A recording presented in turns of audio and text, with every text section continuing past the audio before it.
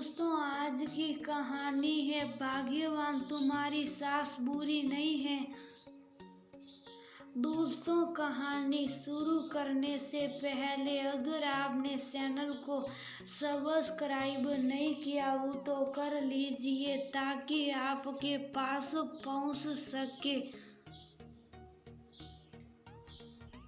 हर नया वीडियो। रात के 2:30 बजने वाले थे, लेकिन नंदिनी की आंखों से नींद कोसों दूर थी। बार बार आने वाली हिचकी ने उसे परेशान कर रखा था। जैसे ही वह सोने की कोशिश करती तभी उसे हिचकी आ जाती। उसे समझ में नहीं आ रहा था कि कैसे वह इस समस्या से निजात पाए। दिन भर ऑफिस में काम करने के कारण काम के बोझ से थके हुए पति देव निशांत उस वक्त नींद में सोए हुए थे। उसके मन में सवालों का झंझावात चल रहा था। कभी मन करता कि उन्हें जगाकर अपनी परेशानी व्यक्त कर दो, कभी मन करता सुने दो, क्यों नींद से जगाकर उन्हें परेशान करूं। तभी उसे पति देव की कई एक बात याद आई। जब वह नई नई दुल्हन बनकर आई तब वह अपनी सासू माँ से बहुत डरती थी, क्योंकि उसकी सास बहुत गुस्सेबाज थी। गुस्सा तो जैसे हर वक्त उनकी नाक पर धरा रहता था। रोज उनका किसी न किसी बात उसकी जेठानी से झगड़ा हो ही जाता था। कहीं उसका भी सास से झगड़ा ना हो जाए, ये सोचकर वह उनसे बोलती नहीं थी, चुपचाप घर का काम करती रहती थी।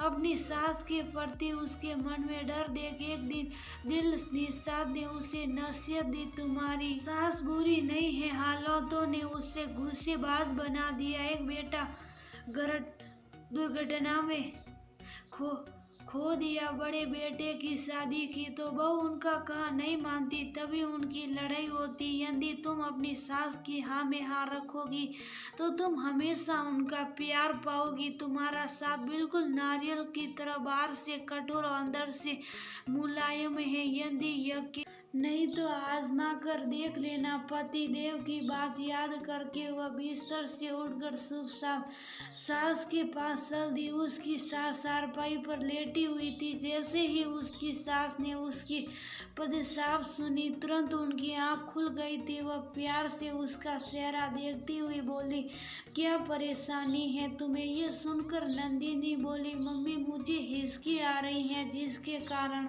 लाख कोशिश करने पर भी मुझे नींद नहीं आ रही। तूने मुझे पहले क्यों नहीं बताया था?